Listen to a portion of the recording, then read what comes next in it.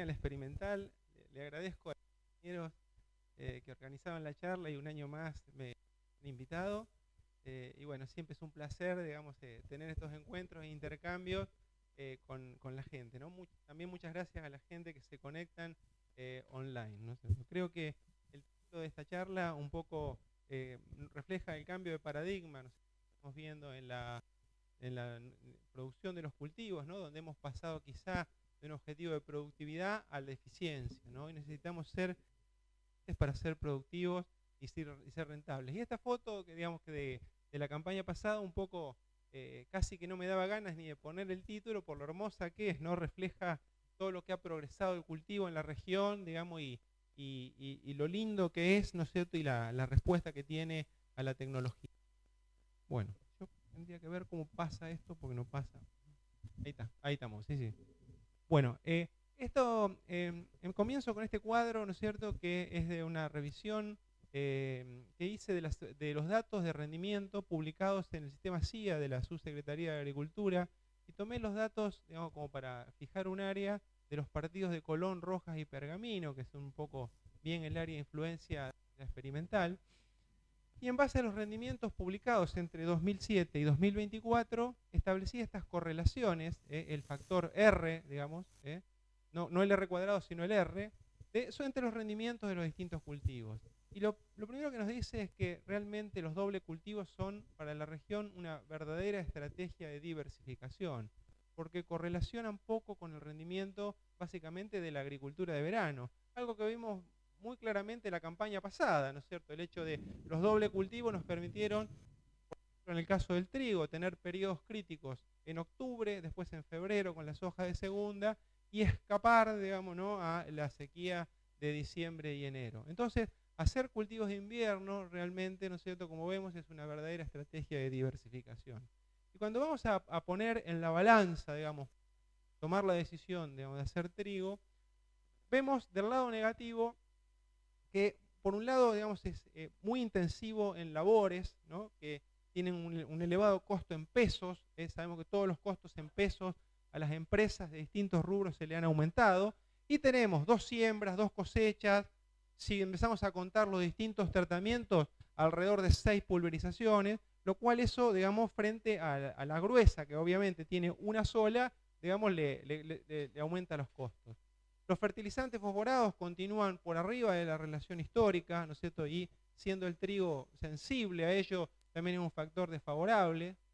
El contexto quizá no lo favorezca tanto, las retenciones le pegan mucho a las relaciones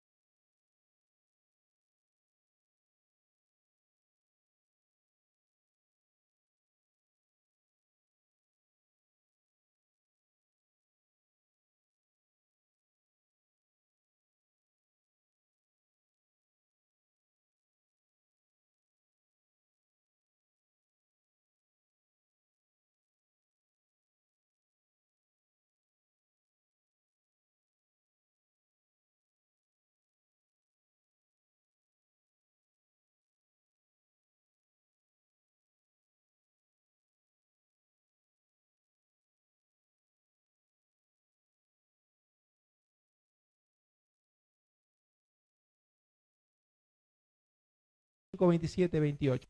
Eso debe tener valores de nitrógeno anaeróbico por arriba de 60.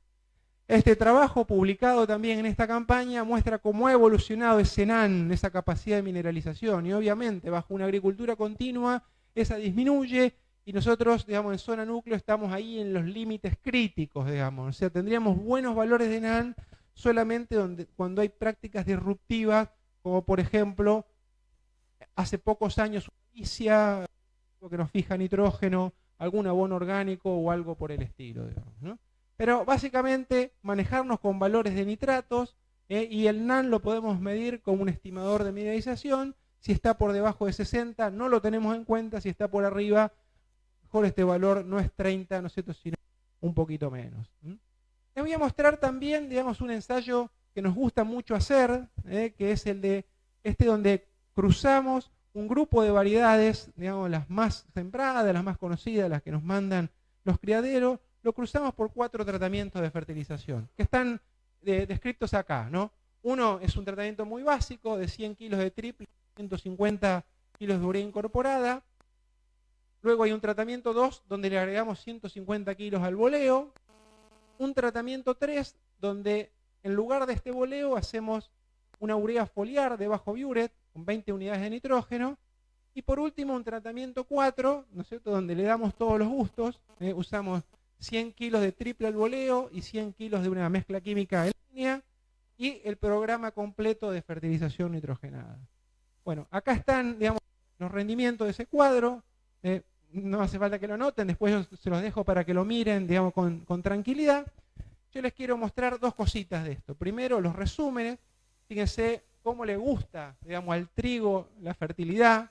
Ni siquiera el maíz tiene este potencial. Fíjense que cuando pasamos del tratamiento 1 a 2, en promedio ganamos 1.200 kilos, y el tratamiento 4 completo casi que saca un 50% más de rendimiento, ¿no?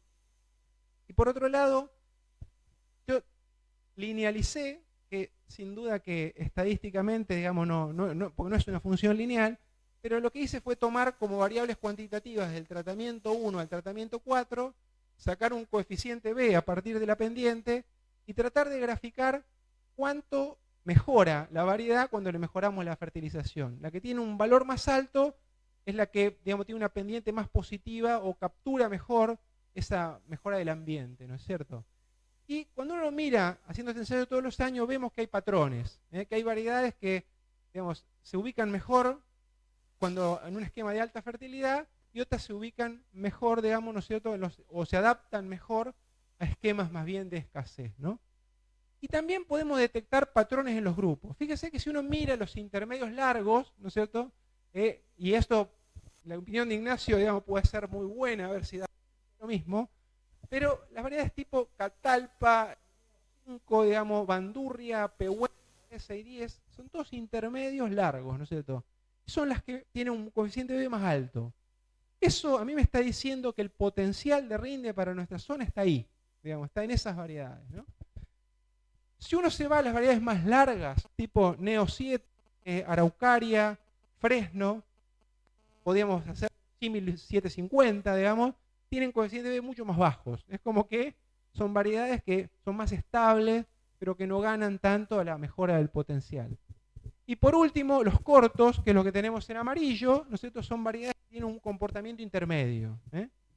Pero sin duda esto nos da una gran adaptación a los grupos intermedio largo, por algo el productor lo siembra, ¿no es cierto?, porque evidentemente tienen una gran adaptación y se reflejan muy bien, digamos, la mejora del ambiente cuando se lo podemos dar. Por otro lado, algo que durante este periodo seco nos hemos cuestionado es la eficiencia de ese nitrógeno que ponemos en el macollaje.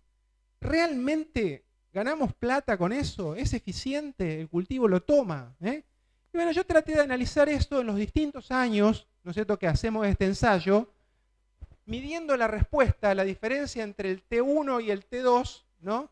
Son por hectárea que ganamos por pasar del tratamiento 1 al tratamiento 2, es decir, por poner 150 kilos de urea al momento del macollaje. El punto donde está ubicado indica en qué influyó más, si fue más a proteína o fue más a rendimiento.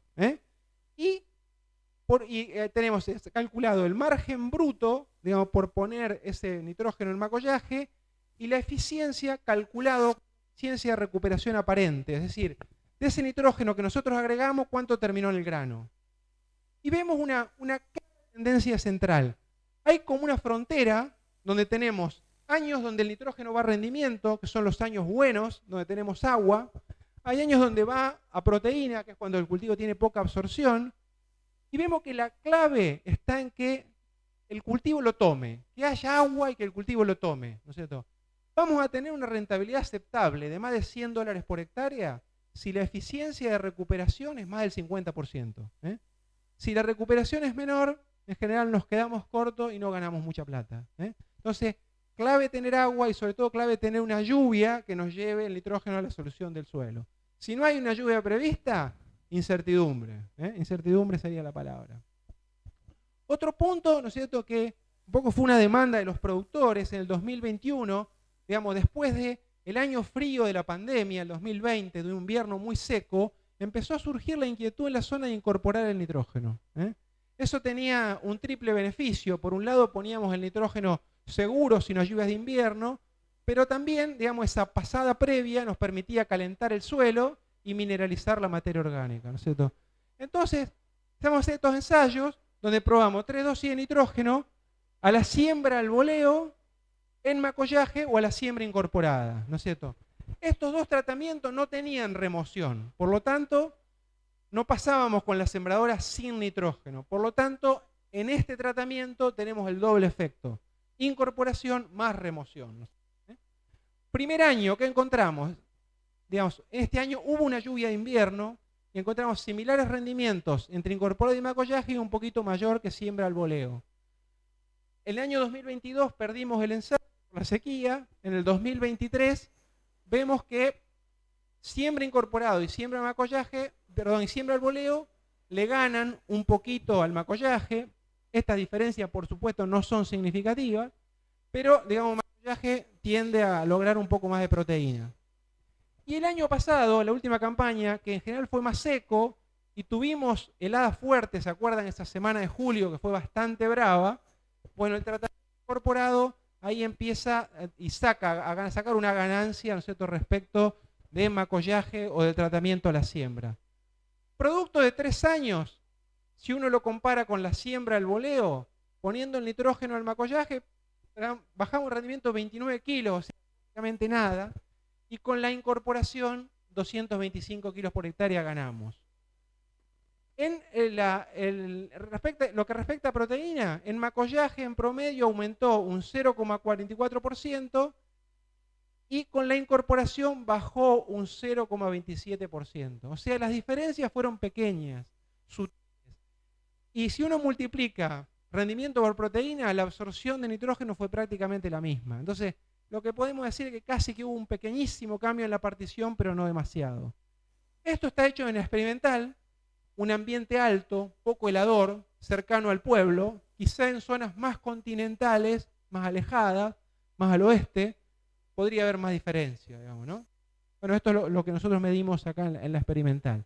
Fíjense esto el año pasado, los tratamientos que no tenían remoción, digamos, una variedad que encima sufrió bastante el frío, le pegó a aquellas que estaban, digamos, con la remoción producto de la incorporación previa, ¿no? Creo que hay bastante de ese efecto remoción, además de la incorporación, ¿no? Bueno, otra variante de lo mismo, ¿no?, de eso de la tecnología de fertilización, son estos ensayos que yo lo he mostrado varias veces, de aplicar la misma dosis pero dividida de diferente manera durante el ciclo. Desde poner toda la siembra a particionarlo, por ejemplo, 70-30, 50 y 50, 3 aplicaciones sucesivas, siembra, macollaje y hoja bandera, 50 macollaje y 50 hoja bandera o 100% del macollaje. La misma dosis de nitrógeno, urea y boleo en todos los casos. Lo que vemos es que en todos los tratamientos tenemos respuesta. O sea que nosotros en el trigo tenemos una ventana, o en los cereales de invierno, bastante amplia para estar aplicando nitrógeno, ¿no? Y que probablemente, si uno también se fija en la relación rendimiento y proteína, estas estrategias de 70-30 estarían cerca de ser las ideales. Lo mismo hecho en cebada nos muestra que, bueno, la cebada, si nosotros tenemos no solo no llegamos al rendimiento máximo, sino que también la proteína es más castigada. Como que el momento óptimo de aplicación de nitrógeno en la cebada es un poco más tardío que en el trigo, ¿no? Y eso lo hemos visto en varias ocasiones, ¿no? Para, digamos, hacer una cita externa, digamos, de esto mismo, en la jornada de Don Mario, los chicos de Don Mario presentaron esto, producto de 5 campañas, distintas localidades. Ellos mostraron que comparando un tratamiento que llamaron simple, donde ponían todo al momento de la siembra, y el tratamiento doble sería la misma dosis, pero particionada 70-30, lograban mejor absorción de nitrógeno en el tratamiento dividido, con mayores rendimientos o ligeras ventajas en el rendimiento y también en la concentración de proteína. Probablemente si vamos a un ciclo más húmedo, digamos, la estrategia de dividir pase a ser más recomendable que la de incorporar, digamos, ¿no? Que fue el paradigma en el ciclo seco. Por último, y para finalizar, digamos, con la parte de nitrógeno, una sugerencia, digamos, es que sigan los cultivos, ese monitoreo, digamos, si tenemos una ventana amplia de aplicación, ese monitoreo en tiempo real de la disponibilidad de nitrógeno, que la podemos hacer muy bien con un índice de clorofila, como puede ser, por ejemplo, en este caso es el Green NDVI, pero también hay otros, NDRE, relaciones entre índices, que en cualquier aplicación lo podemos hacer perfectamente. Es bueno que ustedes lo hagan. Tenemos un mismo lote, digamos, en un periodo húmedo, donde vemos que la concentración de nitrógeno en la biomasa es mucho más baja y hay más necesidades de aplicar nitrógeno. En un periodo seco, donde el cultivo le falta crecimiento, pero le sobra nitrógeno, entonces no tenemos necesidad de reajustarlo. O en el 2022, donde estábamos completamente muertos, digamos, con bajo NDVI, bajos índices, porque el cultivo, digamos, no tenía nada de agua y nada de crecimiento. Entonces, comparar el lote, ¿a qué año se parece? Ese año me fue bien, me faltó nitrógeno, llegué, ¿no es cierto? Esta mirada, digamos, junto con la recorrida a campo, nos puede dar una buena idea de cómo estamos y permitirnos ajustar el manejo. Bueno, cambiamos el ángulo, vamos a fósforo. Fósforo es un indicador o digamos, un recurso que afecta la acumulación de biomasa y la tecnología, ¿no sé? Y la fenología, como vemos aquí. Digamos, cuando una planta tiene una deficiencia de fósforo, crece menos y es común que tenga un retraso, digamos, en sus etapas fenológicas. Inclusive, digamos, es tan importante las diferencias entre, no solo por fertilizar, sino entre dosis o entre el uso de fuentes de distinta solubilidad pueden marcarse considerablemente. La cebada es un indicador probablemente el más sensible, el que más refleja cuando, digamos, un cultivo tiene una baja disponibilidad de fósforo, retrasando sus etapas y también poniéndose muy desparejo. El fósforo lo podemos manejar bajo dos criterios, ¿no? Criterio de eficiencia o el criterio de balance y reposición, que tienen distintos paradigmas. El criterio de eficiencia busca optimizar los rendimientos y la rentabilidad en el cultivo, en el ciclo trigo-soja. Mientras que el criterio de balance o reposición tiene como objetivo optimizar también los rendimientos y la rentabilidad. En definitiva, esto es un negocio, pero con un plazo más largo. Y para eso busca mantener los niveles de fósforo en el suelo. Ahora, ¿qué criterio hemos venido utilizando hasta la actualidad? Si uno mira la evolución de fósforo a lo largo del tiempo, por supuesto que la zona núcleo, todos lo sabemos, tenía disponibilidades correctas, ese fósforo lo fuimos sacando, sucesivos relevamientos mostraron una baja en 2011, 2018, pero fíjense, digamos que cuando miramos la última actualización, ya no baja tanto. ¿Por qué? Digamos, porque a partir de 2015, por pasar un año, volvió la rotación.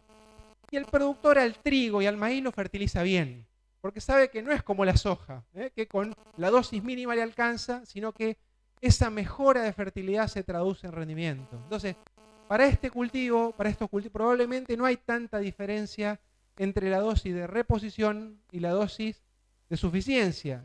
La dosis de suficiencia, dicho en otras palabras, se acerca a la reposición y entonces ya no bajamos tanto la disponibilidad a lo largo del tiempo.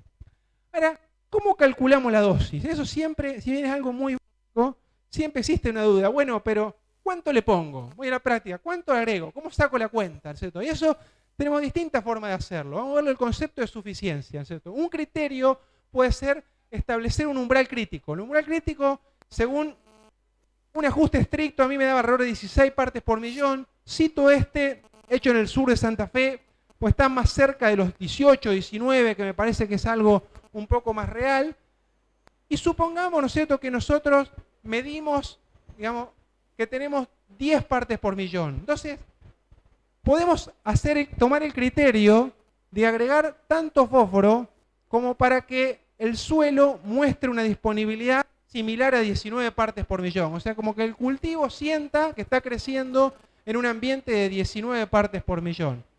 Entonces, lo que hacemos es restar el umbral menos la disponibilidad actual y eso multiplicarlo por la cantidad de fósforo que necesitamos para aumentar una parte por millón, que es alrededor de 4 kilos de fósforo para suelos argidoles, suelos con menos de 10 partes por millón. Cuando vamos a pludoles, que son un poco menos fijadores, o digamos ambientes que tienen más de 10 partes por millón, quizá podemos tomar un coeficiente algo más bajo de alrededor de 3, 3,5. Entonces, si nosotros multiplicamos 4 kilos de fósforo por esta brecha, nos daría 36 kilos de fósforo por hectárea. Que si lo llevamos a kilos de MAP, el MAP tiene 23% de fósforo, nos termina dando 150 kilos de MAP por hectárea, según este criterio. Otro enfoque, otra visión, puede ser algo más empírico todavía, que es hacer curvas de respuesta, ¿no? Entonces, curvas de respuesta la hemos hecho nosotros en la experimental, que son ensayos del 2008 al 2023, probando fósforo en línea versus fósforo al voleo, y digamos, si yo tomo los sitios menos de 10 partes por millón, el plató me dan 180 kilos por hectárea, ¿no? Es algo más empírico, podemos decir. Lo otro es más de cálculo, esto es un poco más empírico, digamos, ¿no? Entonces, confluyen en valores relativamente parecidos, ¿no? Y el salto por pasar de 100 a 200 kilos es alrededor de un 5%. Esto en otro cultivo no lo veo. El maíz no me muestra este salto. La soja, menos, ¿no es cierto? Entonces, si yo quiero poner 1 kilo de más para reponer, mejorar el suelo, el trigo es el cultivo, sin lugar a dudas, ¿no? Bueno, esto es la comparación versus voleo. Sin duda, en cultivos de invierno tengo que ponerlos, digamos, en línea porque el efecto arrancador es muy notable. Me ayuda también a contrarrestar las heladas, como veo acá.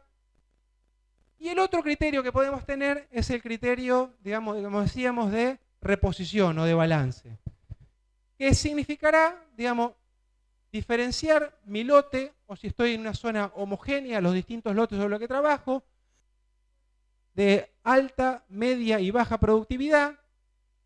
En los ambientes de alta productividad voy a tener casi siempre el fósforo más bajo, entonces ahí deberé focalizarme en hacer una estrategia de mantenimiento o construcción, si estoy en niveles muy bajos. En ambientes medios haré una estrategia de mantenimiento y en zonas de baja productividad me va a alcanzar probablemente con solamente el efecto arrancador. Ahí tengo menos potencial de rinde, realmente son ambientes enriquecidos porque tengo menos historial de extracción, ¿no? ¿Cuánto debo agregar? Bueno, los valores que nosotros medimos, digamos, en general en grano de trigo o cebada, están en el orden, digamos, por ejemplo, para trigo de 3,1 a 3,6 kilos de fósforo por tonelada de grano cosechado. Entonces multiplicaré el rendimiento esperable por ese valor de concentración y ahí sacaré la dosis que quiero agregar. En la práctica, digamos, para hacerlo fácil, supongo que yo quiero mantener mis lotes en una disponibilidad media de alrededor de 15 partes por millón. Y yo estoy en una zona, un ambiente de alta productividad, ¿no? Entonces, si estoy por arriba de 15 partes por millón, agregaré estrictamente lo que me voy a llevar con el grano para mantener, y si estoy en la zona de baja disponibilidad de fósforo, agregaré un poquito más para crecer, ¿sí? Esto me da estas dosis, ¿no es cierto?, que vemos acá. Ya termino. Bueno, una palabra menciono acerca de fuentes, ¿no? Muestro estos ensayos, 13 experimentos de la campaña 2017-18 a la actualidad. Evaluación en forma aditiva, una base de nitrógeno igual para todos los tratamientos y voy agregando fósforo, azufre, zinc. Rendimiento de trigo y rendimiento de soja de segunda en términos porcentuales. Fíjese que agregar fósforo nos da 23% en trigo, 9% en soja de segunda. Azufre en trigo entre un 5 a un 8% y entre 0 y 4% en soja de segunda. ¿Qué diferencia tengo entre este NPS1 y NPS2? La diferencia es que NPS1 es una mezcla física y NPS2 es una mezcla química. Las mezclas químicas las tengo en los ensayos alrededor de un 4% arriba del rendimiento de las mezclas físicas. Y en el zinc, digamos, un 2% en trigo y 1% en soja de segunda. Entonces, ¿cómo una estrategia de fertilización? Para ir ya juntando, ¿no es cierto?, todos los hilos que hemos ido mostrando y cerrarlos en una decisión. Los nutrientes que tienen residualidad, los nutrientes poco móviles, lo que importa, o la mejor estrategia, es secuencia de mediano plazo, tratar de llegar a un balance cerrado. Es decir, devolver lo mismo que me llevo con los granos, ¿no?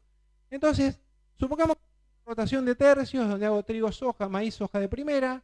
Puedo combinar diferentes fuentes, donde, por ejemplo, puedo manejar un trigo con sulfato de calcio, MAP, y en la soja de segunda con una fuente fósforo azufrada. En el maíz, usar una mezcla química que tenga zinc, y ese zinc me va a servir para los 3 años. No es necesario que yo ponga zinc todos los años, porque 1 kilo de zinc me va a durar para toda la vuelta de rotación. Entonces puedo usar una fuente que tiene fósforo casi puro para el cultivo que es más exigente a fósforo, como el trigo, y puedo usar una fuente que tiene zinc para el maíz, que es el que más lo muestra, y le va a alcanzar a los 2 siguientes cultivos, ¿no? Bueno, de intervalos de barbecho, y bueno, aquí les dejaría, digamos, de reposición que yo necesito, digamos, para llegar a un balance cerrado de nutrientes en función de la extracción.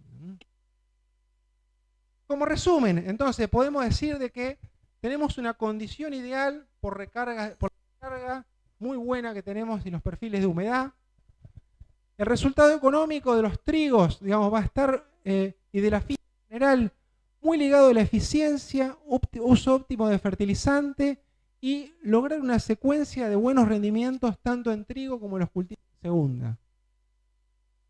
Hay un alto costo de oportunidad de los cultivos de verano, especialmente el maíz, si vamos yendo a un ciclo más húmedo y quizá, como decíamos, con menores costos en pesos. Punto importante es que se termina la residualidad de los nutrientes remanentes que nos dejaba el periodo seco.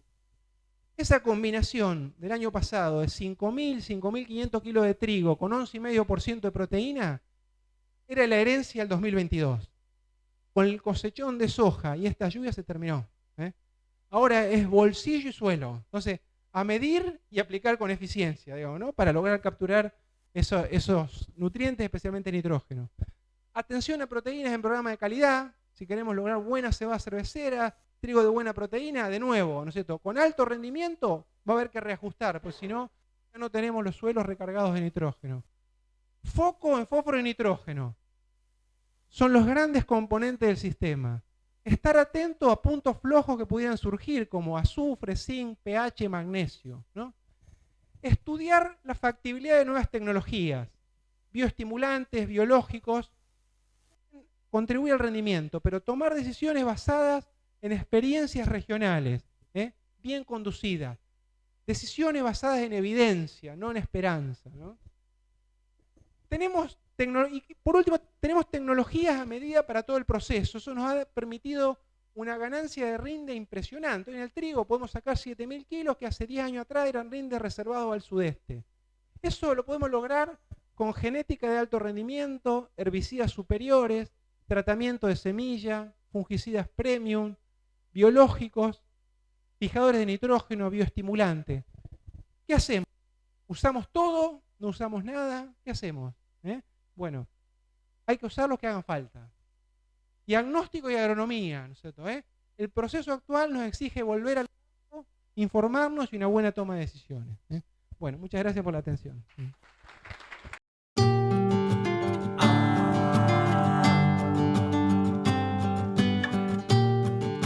Por estar presente, y también muchas gracias para la gente que nos sigue de manera digital, y también agradecer a la organización del evento que nos invita nuevamente a exponer en la jornada. Bueno, como bien decían, lo que voy a tratar de hacer lo más ágil posible es hablar un poco de las alternativas, de los resultados económicos esperados para la próxima, para esta campaña, la 25-26, la que está empezando, y haciendo un poco de foco en los cultivos invernales. Y siempre, bueno, resaltar que todo esto es parte del trabajo del grupo de Economía y Sociología, que, bueno, estoy hoy exponiendo, pero en realidad es el mismo trabajo que estamos haciendo con Silvina y con Cecilia. ¿Cuál es la idea? O qué trata de caminar dentro de lo que es una expectativa o una perspectiva económica por las diferentes componentes de la misma, como son el precio, el rendimiento, los costos productivos y, en definitiva, el resultado económico, que lo vamos a exponer con el indicador del margen bruto, y ver o tratar de entender qué pasa en cada uno de esos componentes como para conformar esa expectativa de resultado para la próxima campaña. Bueno, como decía, primero hablar un poco de los precios. Puse esta filmina más que todo como para retratar el momento.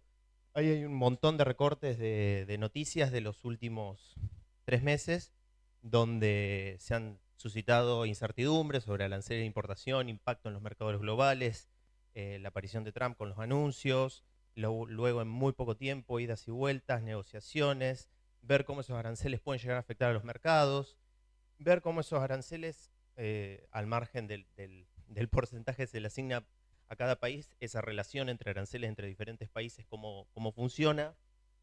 Después, dentro de lo más interno, la reducción temporal de las retenciones, con ese temporal entre comillas, porque tenemos una frontera que es junio, no sabemos si eso se va a extender, se va a terminar o no. Y por último, la salida del cepo bancario, que nos cambia un poco la tónica en cuanto a los costos productivos, y también al tipo de cambio que el productor accede para la exportación. A ver, dentro de todo esto, con respecto a los precios, lo que podemos hacer desde el grupo es decir que el escenario, o la mejor palabra que creo que Gustavo algo dijo, es incertidumbre.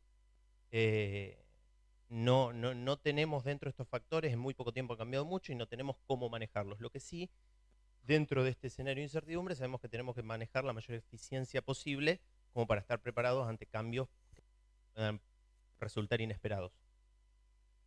Dentro de la certidumbre que tenemos, hace pocos días salió el último reporte de USDA con respecto a los mercados, y lo que están hablando de los mercados de los principales granos y de las principales opciones productivas para la zona núcleo es que en soja el reporte habla de un 3% del aumento del consumo y de un stock final muy parecido para esta campaña 25-26 al de la campaña 24-25, de 104 millones de toneladas.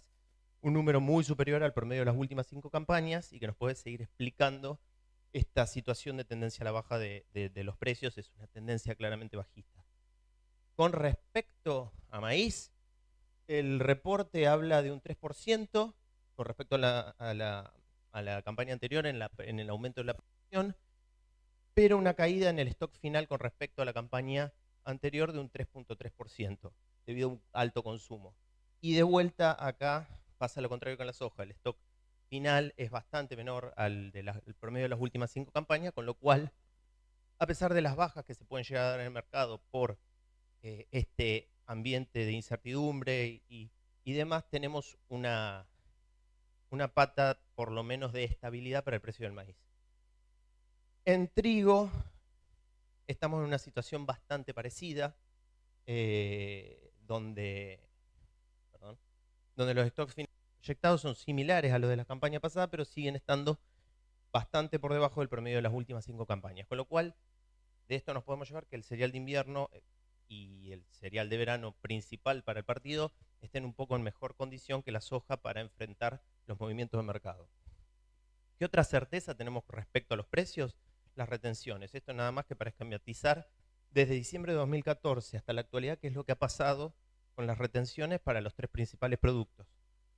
En este momento estamos en esta situación con una baja de un 26% para, digamos, una retención de 26% para soja y un 9% para maíz y trigo. Y con la expectativa de si esto en junio va a cambiar, como efectivamente dicen, y vamos a volver a los números anteriores o no. Y por último, el tema precios, y en vez de mostrar por ahí los precios de los diferentes productos que tenemos para el partido o que son los principales productos que hay dentro de la ocupación del suelo del partido, por ahí mirar cuál es la relación del trigo con respecto a cada uno de esos productos, que son o complementos del trigo en el ciclo de verano o directamente son reemplazos u opciones alternativas a realizar el trigo. Si miramos esta relación de precio entre el trigo y el resto de los productos, que lógicamente entre trigo y trigo es uno, podemos ver que para los complementos, es decir, para los cultivos estivales, la relación es prácticamente igual entre el promedio de los últimos 5 años y para la próxima cosecha. Es decir, que hay una pequeña apreciación del precio de los otros productos con respecto al trigo, pero muy parecido al promedio de las 5 campañas pasadas. Si esto mismo lo vemos exceptuando, el girasol, que bueno, ha tenido una caída muy importante, exploró precios muy altos en las últimas campañas y ahora está volviendo a precios históricos.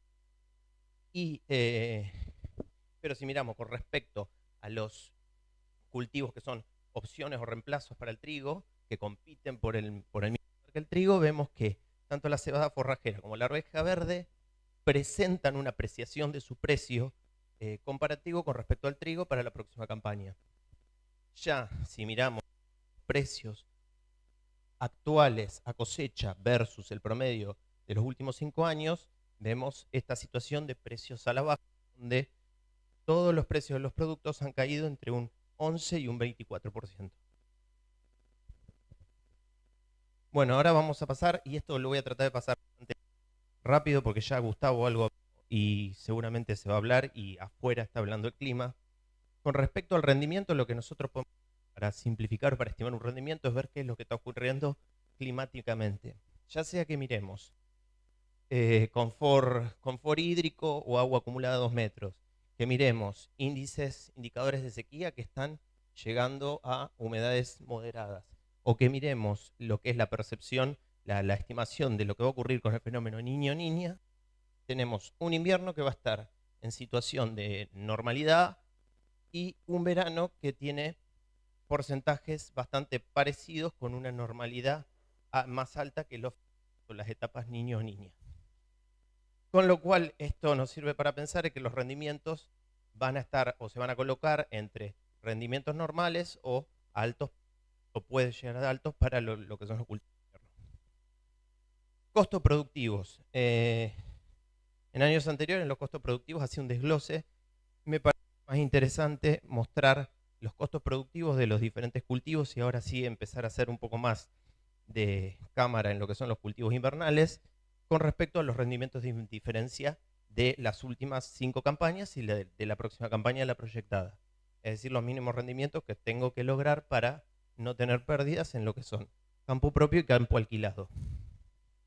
Para el caso de trigo, para la campaña 25-26 ocurre algo muy parecido, ya sea campo propio o campo alquilado. Estamos en rendimientos de indiferencia más altos que la campaña anterior y más altos que el promedio de las últimas 5 campañas. Es decir, que los costos productivos son más altos para esta campaña proyectada de lo que veníamos viendo históricamente y de lo que vimos la campaña pasada.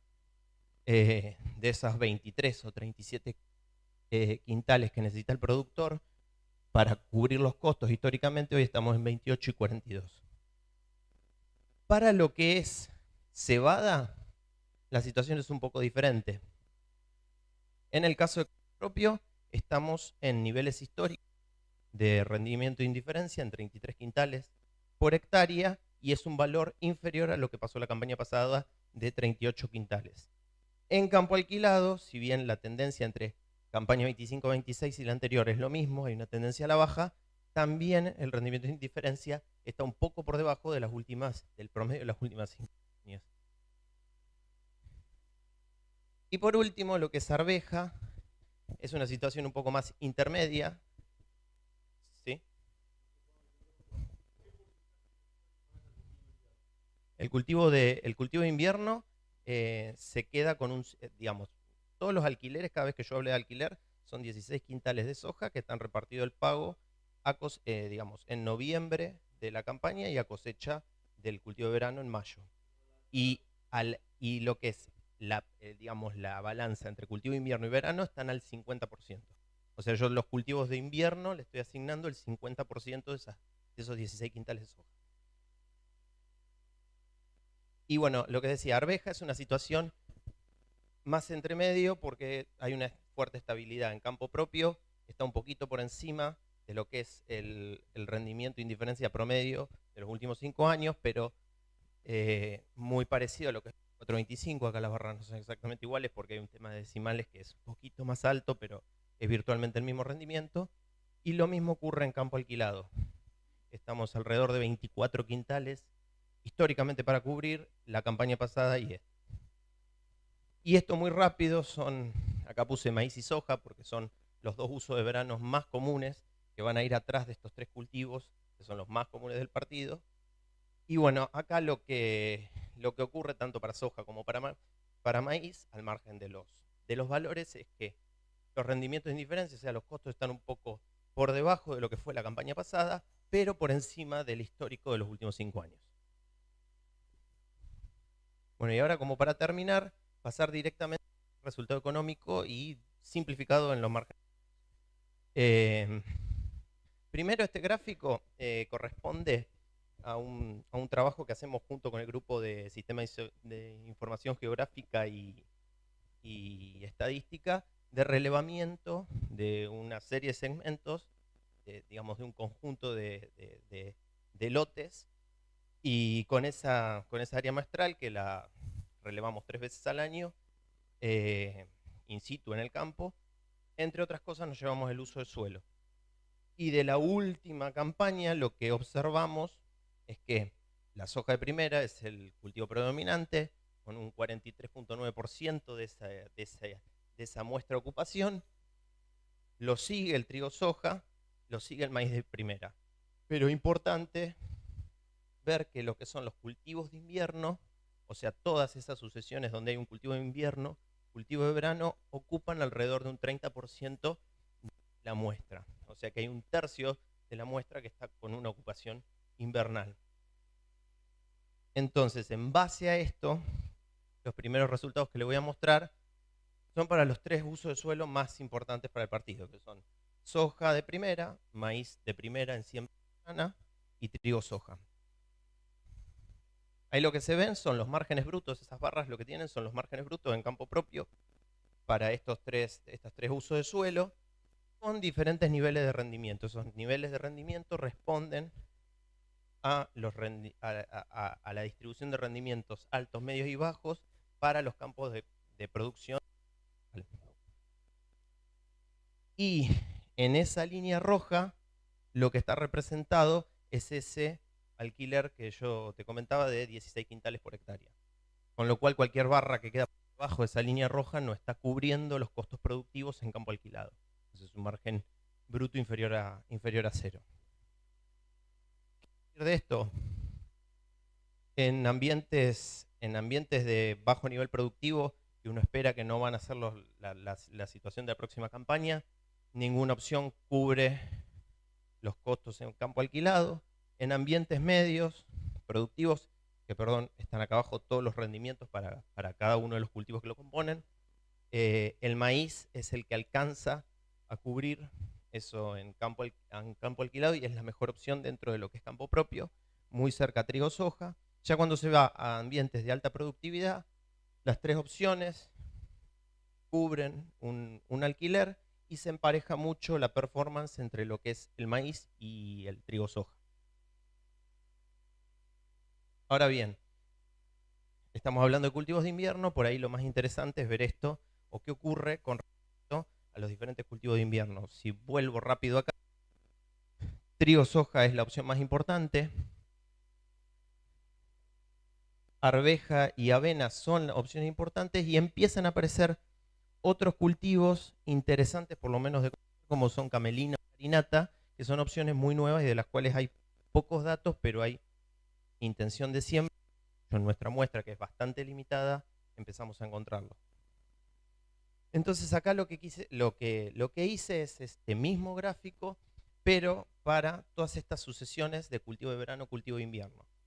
Siempre utilizando como cultivo de verano la soja de segunda. ¿Por qué? Porque es el cultivo de verano más común de toda la sucesión. A pesar de que hay esta campaña, hubo superficie con girasol de segunda, con maíz de segunda, la soja de segunda es la opción más elegida a todos los invernales en la parte estival de la campaña.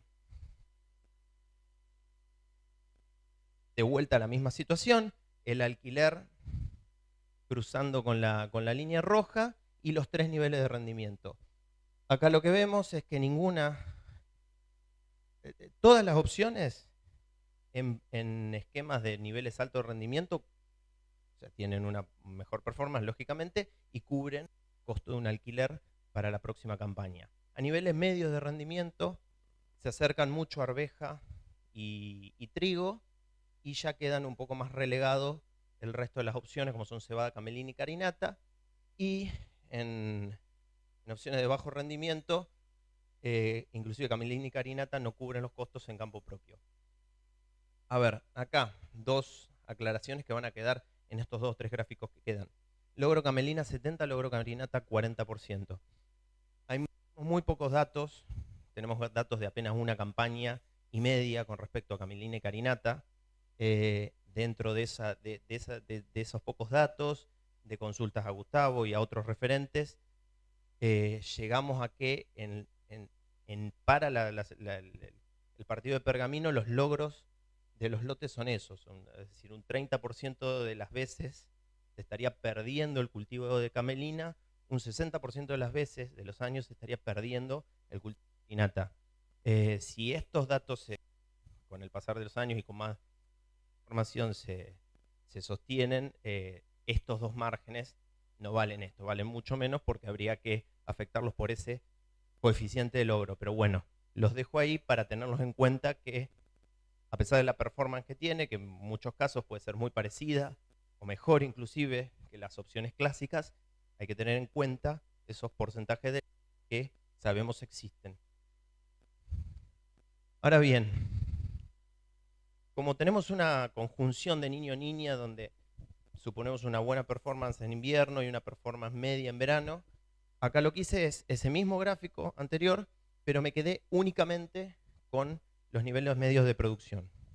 Y lo que yo no dije hasta ahora es que ese cultivo de soja de segunda, que le estoy poniendo a todos los cultivos, tiene un mismo rendimiento para todas las opciones. Y ese rendimiento de 22 quintales responde a un rendimiento medio de soja de segunda sobre trigo, lo cual es injusto para varias de estas opciones. La realidad es que no tenemos buenos set de datos como para hacer estimaciones exactas de cómo puede funcionar esa soja de segunda. Sí sabemos seguramente que sobre esta arveja esa soja de segunda va a funcionar mejor. Tenemos idea que puede funcionar mejor acá, pero la verdad que no tenemos datos.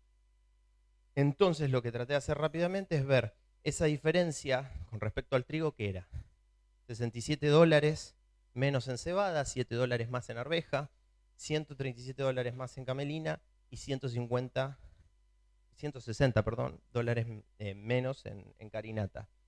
Es decir que todos estos valores están hablando que son 2 quintales menos o sea, me faltan 2 quintales para igualar al trigo en cebada, alrededor de menos de medio quintal tendría que bajar la arveja para igualar a trigo, y en lo que es camelina y carinata se encuentra entre los 4.7 y 5.5 quintales de soja, esa diferencia en margen que estamos viendo. Ahora, esto es nada más que para esquematizarlo y para ver si es lograble. Acá seguramente que es lograble que esto cambie.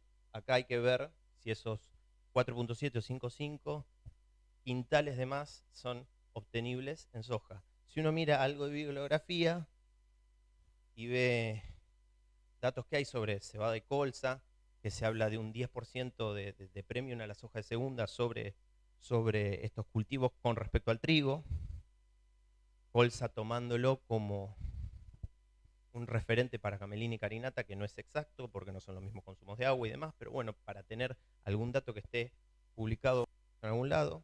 Y rendimiento de soja segunda sobre leguminosas, según APRESID, las variaciones son entre 5 y 7 quintales más. Yo lo único que hice es esto mismo, corregirlo ya con esos rendimientos de soja diferenciales según el antecesor invernal. Y lo que ocurre es que los márgenes, lógicamente, la arveja crece un 23% en el margen y ya en el nivel medio productivo pasa a cubrir y a dejar un margen excedente en campo alquilado. La cebada soja se acerca bastante a lo que es trigo soja, creciendo un 14%, y camelina y carinata crecen un 17 y 18% respectivamente. Bueno, ahora esto como para resumir y terminar en precio, lo que decía, un escenario de incertidumbre, ya sea por el ambiente externo o interno, y precios que van entre un 11 y un 24% menores a lo que fue el promedio de las últimas 5 campañas, y el trigo con un menor precio relativo frente a los competidores que tiene en la campaña invernal. Con respecto a rendimiento, lo que estamos viendo, que la buena recarga y las buenas condiciones nos hacen esperar una buena campaña invernal. En lo que respecta a costos productivos, esto que yo le comentaba, que los niveles de rendimiento necesarios para cubrir los costos directos son superiores a los de la campaña pasada, pero y a los de los promedios de las últimas 5 campañas en trigo, muy similares en arveja. La situación está dada vuelta en cebada, y para los cultivos estivales hay una mejor situación con respecto a la campaña pasada, pero un poquito inferior a lo que es el histórico. Y con respecto al margen bruto, bueno, se está comentando, una baja de las retenciones sería muy buena en este momento, teniendo en cuenta los resultados, sobre todo en campo alquilado. Y no obstante a este ranking que hice, que seguramente es injusto, porque seguramente en el ranking el trigo puede rendir mucho más de lo que yo le estoy poniendo, seguramente la soja de segunda sobre algún antecesor puede rendir menos de lo que yo estimé o ese escenario que armé. Decir que la diversificación productiva sigue siendo una herramienta valiosa para la estabilización de ingresos y de diversificación de riesgo, y muchas veces no solamente es el tema económico lo que marca la toma de decisión de hacer un cultivo u otro. Sí es con ese último cambio nota una mayor estabilidad, a diferencia de otros años, entre las diferentes opciones invernales, que hasta hace una campaña o dos atrás teníamos al trigo muy descolgado del resto de las opciones. Bueno, esto es simplemente el índice de colecciones que tenemos, donde están todos estos trabajos publicados. Muchas gracias.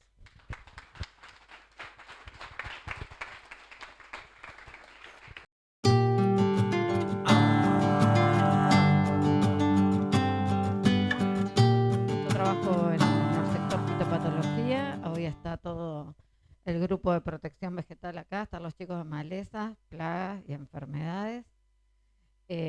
Así que les agradezco también siempre el acompañamiento. ¿Ahí para pasar? Bueno, realmente ha llovido mucho estos días. Ayer, hoy, hay zonas más complicadas en cuanto a humedad. Esta semana estuvimos en Chivilcoy, por lo cual la implantación del cultivo de trigo va a ser un desafío esta campaña. Cuando nosotros hablamos de calidad de semillas, no solo hablamos de la calidad sanitaria, siempre le prestamos mucha más atención a soja o al cultivo de maíz, donde ya tenemos una garantía de la semilla que compramos, pero bueno, en trigo, cebada, soja, es donde más apuntamos a que se hagan algunos análisis, porque es cuando hacemos uso de semilla propia. Dentro de la calidad fisiológica está la viabilidad, el poder germinativo y el vigor Hay mucho murmullo atrás. Robert, Pato. Bueno, siguen hablando. Calidad fisiológica, viabilidad, PG y vigor. Y bueno, y después tenemos la calidad sanitaria. Que en soja le prestamos mucha atención porque hay 2 patógenos que nos afectarían el poder germinativo, pero en trigo también. Ahí los chicos trajeron algunas blotter. Estos son sin restricción, no son con congelamiento y pueden ver algunos lotes de semilla con problemática. Entonces la calidad sanitaria, ahora lo vamos a ver en detalle, vamos a ver qué tipo de patógeno, qué incidencia y qué carga fúngica tiene nuestra semilla, qué nos estamos llevando con la semilla de una campaña a otra, de un lote a otro, y luego los aspectos secundarios. Pero bueno, todo esto hacen a la calidad integral de la semilla. ¿Qué hacemos con la semilla? Esto lo decimos siempre.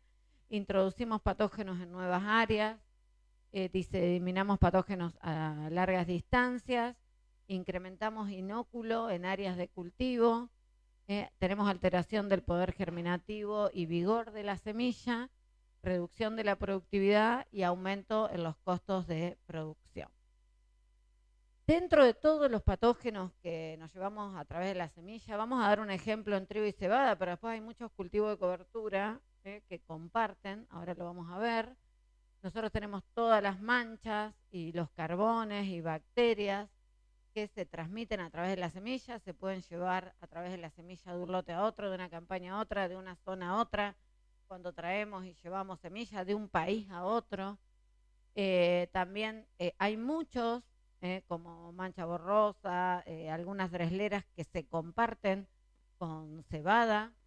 Y bueno, y tenemos todo lo que es cebada, que es un cultivo más de manchas que de rollas, por lo menos hasta este año, hasta la fecha, porque uno nunca sabe qué puede ocurrir, esto es biología. También se transmiten muy eficientemente a través de la semilla. Dentro del complejo de manchas foliares, todas las que tenemos en trigo son estas que se transmiten a través de las semillas, todas las dresleras, las septorias, pero bueno, principalmente Dreslera tereforma especial maculata puede infectar tanto trigo como cebada, que es la mancha en red tipo spot, Parastagonospora anodorum, mancha del nudo y de la gluma, que era una enfermedad de hace muchos años, pero que fue reemergente en estas últimas campañas. También se comparte en trigo y cebada, que acá no está.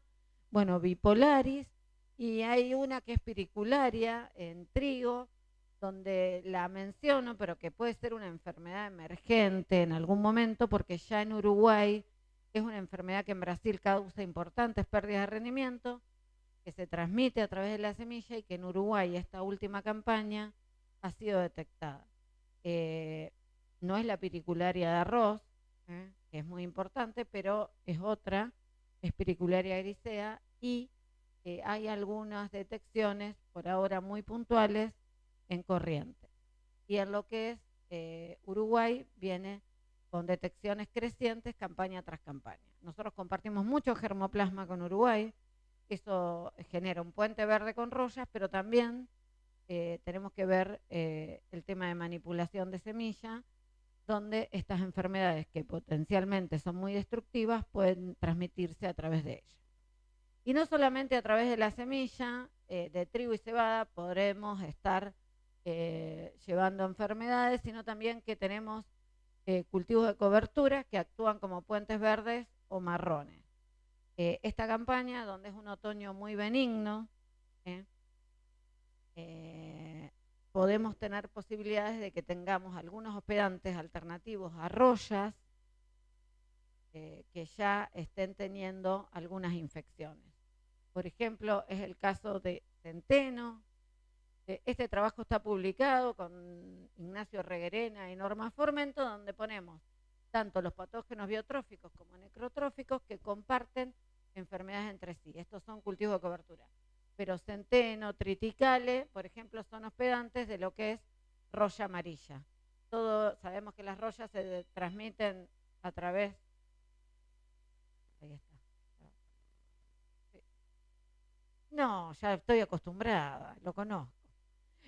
Bueno, entonces, a ver, todo lo que es Puente Verde, todo lo que sembremos, hay cultivos de cobertura con diferente comportamiento frente a rollas, sí, eso sería muy bueno consultarlo, pero todo lo que esté en cercanía con cultivos de cobertura que pueden ser hospedantes de roya amarilla, tenemos que tener un cuidado especial, o hacer un trigo, o monitorear el cultivo de cobertura para estar atentos, o eh,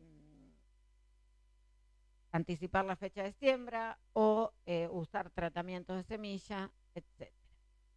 Bueno, ¿cómo se transmiten los patógenos a través de la semilla? Bueno, cuando nosotros sembramos una semilla infectada, se produce la transmisión de la semilla a la plántula.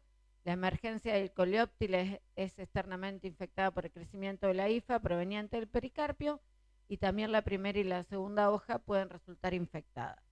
¿Cómo es esa eficiencia de transmisión? Hay muchos trabajos que indican para algunas manchas, pero en realidad está dado más que nada por la carga fúngica, las condiciones, por el triángulo de la enfermedad, presencia del patógeno, cultivar susceptible y condiciones climáticas. ¿Dónde puedo intervenir yo acá? A través de un tratamiento de semilla. Entonces, esto es así.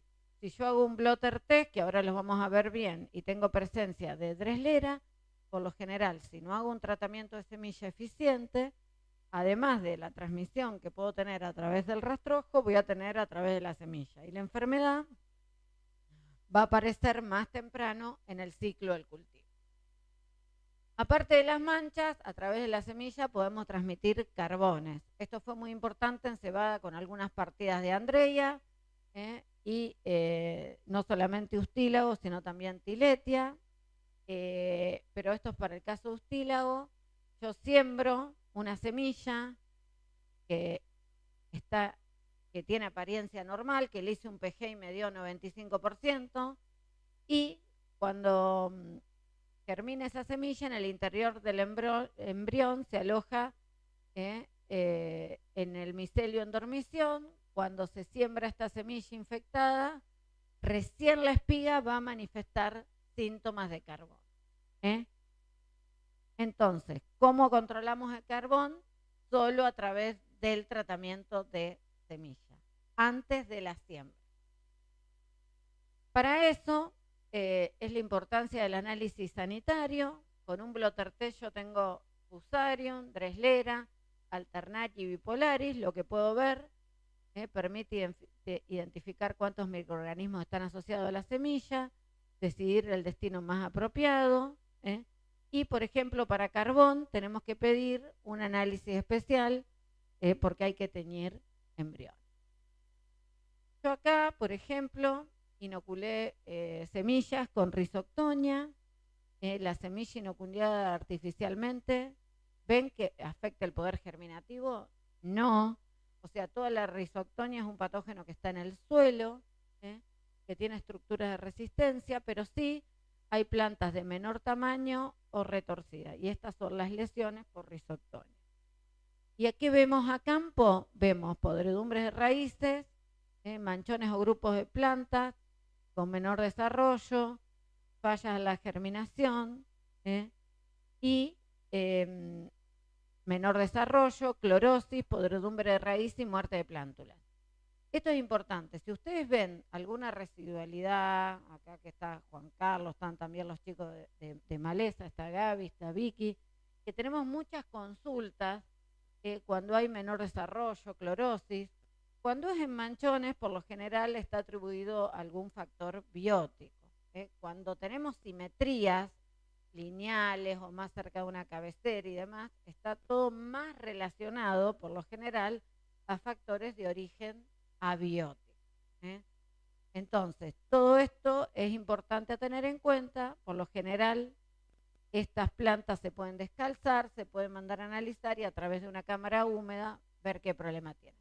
Bueno, acá yo inoculé la semilla por una metodología que nosotros usamos, que es la tecnología que le llamamos de manitol. La inoculé artificialmente con Dreslera y, como vemos, no afecta el poder germinativo. O sea, todas las manchas foliares son patógenos silenciosos y no afectan el poder germinativo. semilla a plántula.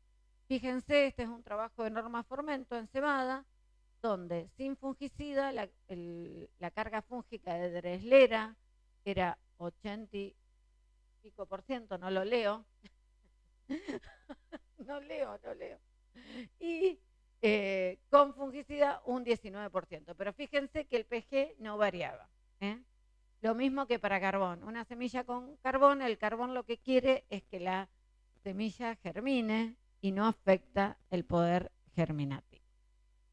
¿Y qué pasa si inoculo artificialmente con Fusarium? Es el patógeno que afecta el poder germinativo. ¿De dónde viene este Fusarium? De fusariosis de la espiga de la campaña anterior. El del suelo te va a producir tizón de plántula, muerte de plántula, infecta raíces. ¿Estamos? Entonces, no es lo mismo cuando leemos un marbete el Fusarium que se controla en semilla o el Fusarium de suelo. Y ahí tienen unos blotters con Fusarium. Bueno, acá hay algunos ejemplos de unos blotters que hicimos con los chicos. Esto los hizo Agustina, pero fíjense, este tenía 4,5% de Fusarium bajo, pero fíjense, esto es de unas muestras que nos llegaron de APSE, del nodo de Coronel Suárez, pero fíjense, 29% de Fusarium, esta tenía 44, dice, 44, y esta 1, muy bien, por eso, cada muestra de semilla es una individualidad. ¿Estamos? Bueno, entonces, ¿qué hacemos nosotros a través del tratamiento de semilla? Erradicamos inóculo presente en la semilla, protegemos semillas y plántulas de los patógenos que habitan el suelo, mejoramos la implantación del cultivo y tenemos una emergencia uniforme, y protegemos al cultivo de infecciones tempranas. Hoy los tratamientos de semilla tienen combinaciones, hasta con insecticidas, con micronutrientes, ahora los vamos a ver, pero tenemos fungicidas de contacto que van a estar cubriendo lo que está en la semilla, en íntimo contacto, y después tenemos los sistémicos que difunden al medio, luego son absorbidos por las raíces y traslocados a las primeras hojas del cultivo. Por lo general, en muchos de los tratamientos tenemos, de los productos comerciales, tenemos mezclas de sistémicos y de contacto. Y después tenemos todos los biológicos, como las tricodermas, que lo que hacen es actuar por hiperparasitismo, antibiosis, competencia y crecimiento más rápido por lo general, e invaden los patógenos. Y después tenemos todos los del género Bacillus, que las bacterias del género Bacillus por lo general producen una protección en el sistema radicular llamada biofilm, que ayuda a la promoción del crecimiento y a la defensa de la planta contra fitopatógenos del suelo. Estos biofilms, o todo lo que es biológico, nos ayuda mucho en lo que es frente a patógenos del suelo, porque fíjense que ese halo de protección de los fungicidas sistémicos en un momento se escapan del halo de protección. Entonces ahí es donde los biológicos nos estarían complementando todo lo que es patógenos del suelo. A ver, esto para hacer análisis de semilla completo, y esto es importante para el slide que viene, tenemos poder germinativo. ¿Qué tenemos que hacer? Poder germinativo, que es como germina la semilla bajo condiciones ideales de temperatura y humedad. Vigor, que en trigo se hace emergencia de radícula. En soja, que se hace coltez y envejecimiento acelerado. Carbón y análisis sanitario por blotter test. Esto completo está ayer, acá lo hace el laboratorio del INTA, nosotros trabajamos con Mariana Fernández y también todo con laboratorios de ALAP, pero esto es 130.000 pesos, o sea, sería, por lo general, si tenemos un lote de semilla estabilizado, sería para 150 hectáreas de trigo. Esto nos da, ¿cuántos kilos por hectárea? ¿Dónde está Francisco? 6 kilos más o menos. Se diluye muchísimo. hacer un análisis de semilla completo son 130.000 pesos por lote estabilizado y con eso sembramos 150 hectáreas. ¿Tá? Entonces, tratamientos de semilla. ¿Qué tenemos? Triazoles, carboxamidas, estrovirulinas y benzimidazoles. Y dentro de eso también tenemos los que están inscriptos como biocontroladores, que hay de varias empresas, y tenemos tricodermas y bacillus. Algunos son consorcios bacterianos, hay mezcla, otros son tricoderma más bacillus, otros son 3 bacillus. Y después todas las combinaciones con algunos insecticidas, hay algunas mezclas, por ejemplo, de carboxamidas con tricodermas, pero ahora vamos a lo que sigue. Si tienen organismos vivos, tienen que tener compatibilidad cuando quiero mezclar químico más biológico. Y otro detalle para ver el slide que viene es que para la fina, superior al 90%, un buen PG superior al 90% en trigo y cebada, y en centeno, avena y triticales superior al 85%. Entonces, todas las preguntas son si uso biológico solo, si uso biológico más químico, si uso químico, si uso biológico, todos me preguntan lo mismo. Entonces, calidad fisiológica mayor al 90% y calidad sanitaria con menor del 5% de fusarium y sin carbón, eso lo llamo una buena calidad de semilla. Cuando tengo calidad sanitaria comprometida, o sea que no cumple con estos parámetros, acá con calidad sanitaria comprometida tengo semilla con detección de carbón, sí o sí tengo que ir con un químico. O sea, hasta ahora nosotros no tenemos probado que las tricodermas ni los bacillus estén controlando carbón. Entonces ahí tengo que ir con un químico o químico más biológico, semilla con poder germinativo menor a 90 o fusarium mayor al 5%. Tendríamos que hacer PG curado y sin curar con el tratamiento químico o biológico que quiero utilizar y ver cómo estamos, porque por lo general cuando tenemos alta carga fúngica de fusarium necesitamos una respuesta inmediata para que germine a campo, y detecciones de dresleras superiores al 8%, iríamos con químicos más biológicos para complementar control.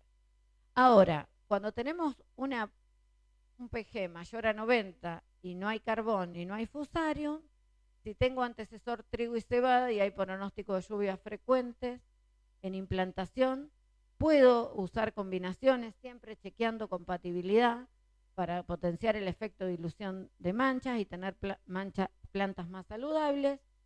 Cuando hay históricos con antecedentes de patógenos de suelo como fusarium y rhizoctonia, los biológicos en combinación con bacterias, bacterias más tricodermas o bacillus, están funcionando muy bien. Lotes con aplicación de herbicidas que puedan causar fitotoxicidad en plantas, también los biológicos nos están ayudando mucho. Y variedades de trigo susceptibles a roya, amarilla, semilla con buen PG y al lado lotes con triticales. Bueno, ver qué combinaciones también podemos hacer, pero acá tendrían que tener persistencia, sería algún químico tipo carboxamidas, con biológicos, pero acá tengo otra herramienta también, usar variedades de buen comportamiento frente a roya. O sea, no todo es una sola práctica. La sanidad se construye con un manejo integrado. Y pensé que tenía una más, pero bueno, este es un resumen de patógenos de semilla, donde tengo síntomas visuales, por ejemplo, todos los que causan punta negra los puedo ver a simple vista. Cuando hay alta carga fúngica de fusarium podemos tener semillas arrugadas. De los que afectan el poder germinativo tenemos principalmente fusarium, vigor y tizón de plántulas, y fíjense que todos los que causan manchas foliares no están afectando ni los carbones, no están afectando el poder germinativo. Por lo cual, un análisis de poder germinativo nos está indicando solamente cuánto germina la semilla bajo condiciones ideales de temperatura y humedad. Bueno, entonces, antes de sembrar, tenemos que tener en cuenta poder germinativo, vigor y sanidad, patógenos, habitantes o invasores del suelo, antecesores, labranzas y cercanía con cultivo de servicios, variedades, perfil sanitario, y esto nos va a llevar a definir estrategias de manejo de tratamiento de semilla y foliares. Este es el último cuadro de Pablo Campos, de INTA Bordenave, con el perfil sanitario. Acá tuvimos muy baja presión de rollas. Yo tengo algo para variedades un poquito más nuevas, pero bueno, son de una sola campaña. Cualquier cosa de eso me lo pueden consultar. Pero bueno, fíjense que dentro de las variedades más sembradas, por lo general, hay muchas que son susceptibles a roya amarilla y roya de la hoja. Ayer me pasaron un slide donde los eventos infectivos para esta campaña, que sería más un año neutro, serían conducentes desde el inicio de la campaña para lo que es el progreso de rollas. Hay que ver después qué pasa. Por lo cual, siempre esto es orientativo. Por supuesto que puede haber cambios de una campaña a otra, pero son de una gran ayuda para planificar la campaña y definir estrategias de monitoreo. ¿Cuánto voy? ¿5? Bueno, algunos ejemplos de diagnóstico que la campaña pasada tuvimos, que pensábamos que esto eran manchas. Por ejemplo, esta es Pehuen, donde había muerte celular. No pudimos aislar ni patógenos ni bacterias. Esto puede estar asociado a reacciones oxidativas, dado por el estrés que tuvimos la campaña pasada, asociado mucho a frío y a estrés hídrico. Hubo muchas bacteriosis. Todos este tipo de lesiones acuosas, donde veíamos presencias de bacterias, mandamos a analizar el IPAVE. Ahora estamos haciendo algunas cositas que empezamos con Viviana Decker del Laboratorio de Biotecnología. Estamos haciendo con diferentes medios de cultivo. Bueno, también la campaña pasada, algunas variedades con virus del mosaico estriado, que generaron confusión también. Y bueno, algunas bacterias, esta sobre Don Mario Araucaria, Ignacio, que vos también me diste muestras, y acá Vanina Alemandri del IPAVE determinó presencia de pseudomonas, dieron positivo por PCR para la bacteria, no estaba asociado a ningún hongo. Y también, por ejemplo, esto es en Catalpa, lesiones abióticas en hoja bandera cuando empezó a llover. Esto es un daño abiótico que hace como un efecto lupa sobre la hoja bandera y hoja bandera -1. No es bacteria, podemos encontrar bacterias, pero o sea, el agente primario no es una bacteria, es un síntoma más bien de origen abiótico. Bueno, estos son de virus de la campaña pasada, y estos también de bacteriosis.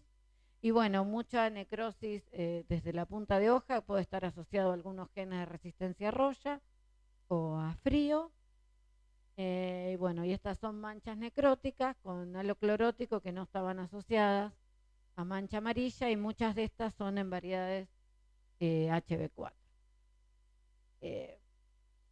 Esto para finalizar, contarles que todo lo anterior no estaba asociado ni a mancha amarilla, ni a mancha ni de la gluma, ni septoriosis, pero bueno, sigue siendo esta la mancha foliar más importante y prevalente en nuestra zona.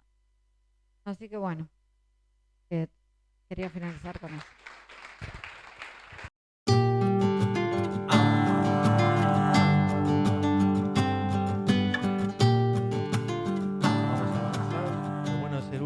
que vamos a ir rápido, pues ya seguramente estén cansados. Y bueno, nada, como decían, comportamiento varietal en la región centro-pampeana y la vinculación público-privada para la obtención de cultivares. Ahí está. Soy yo, Nacho, que trabajamos en conjunto, seríamos los dos mejoradores, y Juan Bond y Leonardo Magro, que espero que estén por acá, sí, ahí están, que son los que hacen que todo este campo experimental y todas esas microparcelas estén así perfectas como si fueran dibujadas. Así que gracias. Bueno, ¿por qué utilizamos los datos de la red para hacer estos análisis multiambiente? Principalmente son consistentes a través del tiempo, están protocolizados, o sea, se hacen de la misma manera, lo que aumenta la repetibilidad, son comparables, son de libre acceso, ustedes pueden ingresar a esta página, les va a salir esto, y ahí pueden consultar todas las campañas disponibles de todas las subregiones trigueras, y van a encontrar no solo datos de rendimiento, sino datos de fenología de los cultivares que están en régimen de fiscalización, y otros datitos más, altura, peso hectolítrico, peso de mil. También está el perfil sanitario, para que ustedes sepan el comportamiento de esa variedad y puedan saber a qué se van a encontrar cuando si optan por esa variedad. Bueno, finalmente está muy bueno esta red que es protocolizada y que participan varias subregiones trigueras. Es una linda herramienta para cotejar con otras redes que se hagan. Estas son las localidades de la red de norte a sur. Tenemos desde Santiago del Estero, más al norte, pasando por Reconquista, Rafaela, Manfredi, etcétera, etcétera, hasta llegar a Barrow, Tres Arroyos, Bordenave, Balcarce, que sería el límite sur, ¿no? Las que están en rojo son las localidades que vamos a utilizar para el análisis multiambiente, sería la región central. Bueno, acá una breve explicación, porque siempre nos encontramos tentados a presentar los datos en tablas, es mucho más amigable, una tabla de Excel, buscás, pero bueno, acá la pata del breeding nos hace inclinarnos por análisis multiambiente, porque nos interesa saber, ya que tenemos la misma variedad sembrada en varios ambientes, saber cómo es la estabilidad de ese material, además del rendimiento puntual que tuvo en una localidad, ¿no? Y además tengan en cuenta que estamos hablando de, no sé, 70 cultivares en régimen de fiscalización. Una tabla Excel sería poco intuitiva, así que nos parece que presentar los datos en un YUCLA es un poco más fácil de visualizar. Yo igual les voy a explicar cómo leerlos. Bien, vamos a la primera fecha de la red. Acá se encuentran sembrados en fechas tempranas, principios de junio, los cultivares de ciclo largo.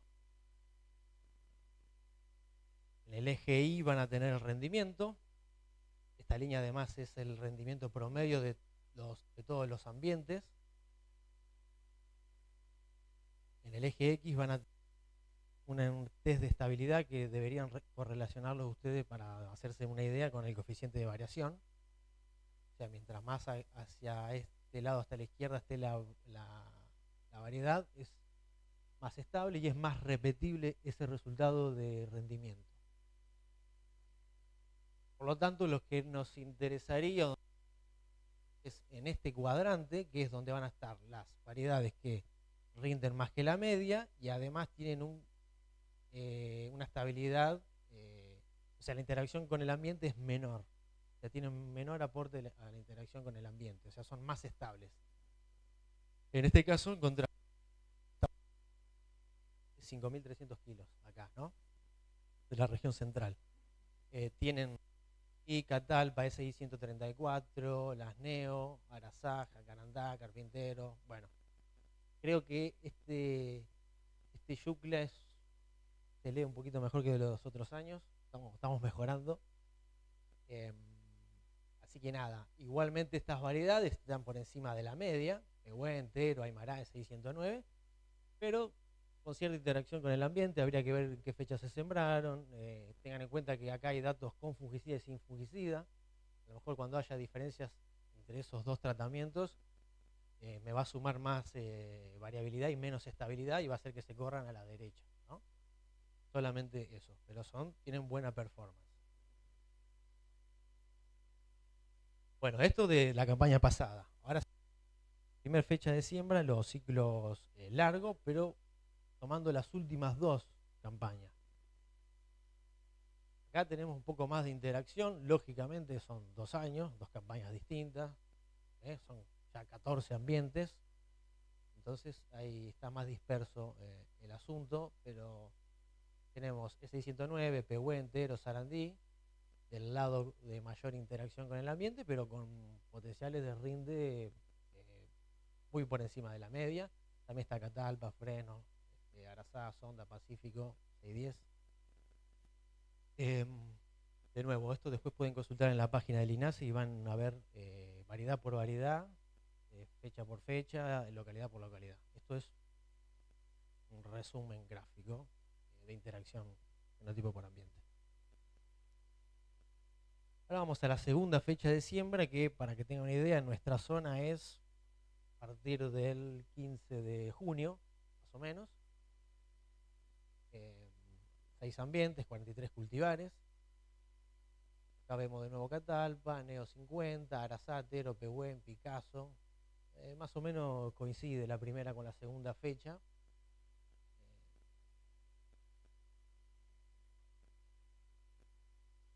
Segunda fecha de nuevo, pero 2 campañas. De vuelta Tero, Catalpa, Pehuen, Pretal, Laurel. Aymara de Fresno se despegan un poco con mayor interacción. Y vamos a la tercera fecha de siembra, que en nuestra zona es a partir del 1 de junio. La red tiene 4 fechas de siembra, que la cuarta es a partir del 15 de julio, pero por cuestiones de agilidad no la vamos a presentar y a lo mejor también es una fecha un poco atípica para nuestra zona, salvo algún año particular. Este puede ser un año donde nos vayamos con la fecha de siembra un poco más lejos de lo habitual. No lo vamos a presentar acá, pero esos datos están disponibles si quieren saber la performance de por ejemplo, AK921, 610, cómo es la performance productiva cuando atrasás la fecha de siembra. Aparece Miñón, Moro, Picasso, Jingo, Aromo, y acá nos tiré un poco de flores. Tenemos la MS Inter 924, que salió de acá de Inter Pergamino. Está entreverada también en el cuadrante de mayor potencial de rinde y buena estabilidad, o sea que ese rendimiento es repetible. Pero la paleta de opciones es muy amplia, no sé, debe haber no menos de 5 empresas acá para elegir, y así que bueno, ahí tienen un panorama. Tercera fecha de siembra, de nuevo esos intermedios cortos, pero los últimos 2 años, últimas 2 campañas: Picasso, Neo 30, Juramento, Miñón, Canario, AK921. Acá hay algunas de que son grupo 1 de calidad, que si tenemos eso en la ecuación, es una muy buena performance para los grupos 1. Se está viendo eso, que los grupos 1 antes estaban como más relegados en el rendimiento, ahora se le arriman un poco más a los grupos 2. Después, si alguien necesita la presentación, me la puede pedir, si les interesó algún punto en particular. Bueno, en resumen, se propuso utilizar la red del INASE como fuente de comportamiento varietal de trigo a través de la metodología YUCLA, que es análisis multiambiental. Hay una cantidad muy grande de información y además variada, ya les decía, desde altura hasta perfil sanitario, peso de mil, grupo de calidad, y eso permite encontrar la que mejor se adapte al sistema productivo, porque a lo mejor no quiero la que está arriba de todo, sino que quiero una grupo 1 que sea corto, que tenga buen perfil sanitario. Entonces ahí ya es más fina la decisión, ¿no? Hasta ahí sería todo lo que es la performance de los cultivares, de la red. Ahora, si me queda un ratito, les quería comentar sobre la iniciativa público-privada y la vinculación que tiene el INTA ya desde los años 90 con los privados para desarrollar germoplasma de trigo adaptado. En este caso, el actual es con LDC Semillas. Bueno, la definición es un emprendimiento conjunto para el desarrollo y obtención de variedades de trigo pan que se adapten a sistemas de producción diversificados. Este es un campo que les mostré al principio, un campo experimental, pero algo similar está en 6 del programa de mejoramiento. Tenemos que cambiar.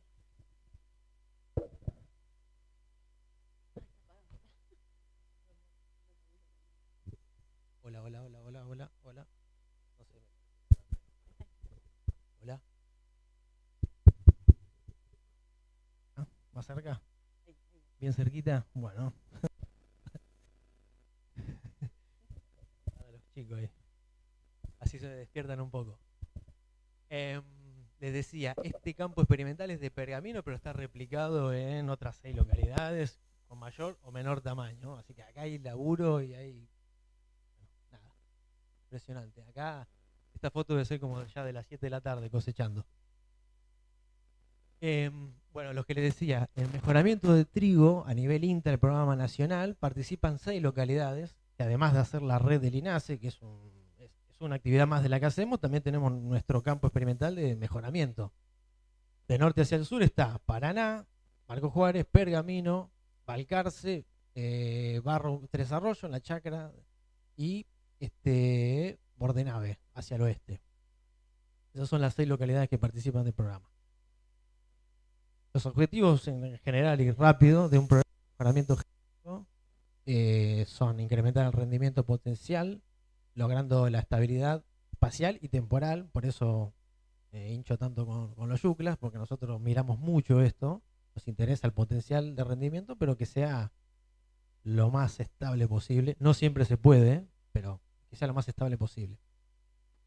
Después, desarrollar resistencia y tolerancia a los estreses bióticos y abióticos más relevantes. En nuestro caso trabajamos incorporando resistencia genética, por ejemplo, a las rollas, a nivel de programa, ¿no? Y después lograr características de grano que satisfagan esas necesidades de los consumidores, ¿no? Tenemos, bueno, acá hay un alveograma, bueno, dependiendo de la industria va a depender lo que necesita. W, DPL, etcétera, etcétera. Bueno, ¿cómo logramos eso? Para eso se siembran poblaciones en nurseries localizadas en diferentes ambientes donde se realizan los procesos de selección, esas 6 estaciones que yo les comentaba. Se deben estabilizar esas líneas, desarrollarlas y evaluarlas en ensayos multiambientales, también para conocer la performance agronómica, pero de manera completa. Y después caracterizar todos esos genotipos en viveros para saber su comportamiento. La caracterización en viveros a lo largo y ancho de toda la región triguera es muy importante para generar la información antes de avanzar un cultivar. Y acá está nuestra queridísima ecuación del breeder, que es la que tenemos prácticamente tatuada a los mejoradores y donde todo lo que hacemos todos los días tiene que impactar en esa ecuación para aumentar la respuesta y para que haya ganancia genética en el trait que nosotros querramos. Bueno, ¿cómo se transfiere toda esa tecnología de las variedades a los sistemas productivos? Un poco lo que le comentaba, a partir de 1990, las nuevas variedades de trigo se comercializan y se ponen a disponibilidad a los productores a través de convenios de vinculación, como les decía, primero con Producem, después con Bioceres, y en este último y recientemente renovado, con Macroseed de Dreyfus. O sea que puede llegar nuestro germoplasma al productor a través de ellos en este convenio. En el futuro puede ser con otros. Las variedades son propiedad del INTA. La propiedad intelectual de esos materiales que fueron desarrollados es de INTA, pero INTA los cede en derecho para que se los multipliquen y comercializa un tercero por un lapso determinado. Y la contraparte obviamente abona un canon y más las regalías. Entonces, ¿cómo funciona un poco el circuito? Es INTA provee la semilla básica a Macroseed. Macroseed produce semilla original que luego vende a los multiplicadores. Los multiplicadores producen la semilla de primera multiplicación y luego los multiplicadores venden la semilla al productor. El circuito. Y bueno, último, para que tengan un panorama de lo que es el posicionamiento por fecha de siembra. De esto no voy a hablar porque es la parte comercial, pero bueno, nada, trabajamos para obtener variedades intermedias, cortas, largas, grupo 1, 2 y 3. Eso se van a encargar más los de la parte comercial. Las dudas con ellos. Así que bueno, creo que hasta ahí era lo mío. Creo que lo hice rapidísimo. Igual si les quedó alguna duda podemos hablar. Yo voy a estar un rato más. Este es el grupo de trabajo. Sin ellos no podría ser posible todo esto. Así que ya que los tengo por acá, creo, les súper agradezco que estén siempre con nosotros tratando de lograr los objetivos de la institución. Gracias.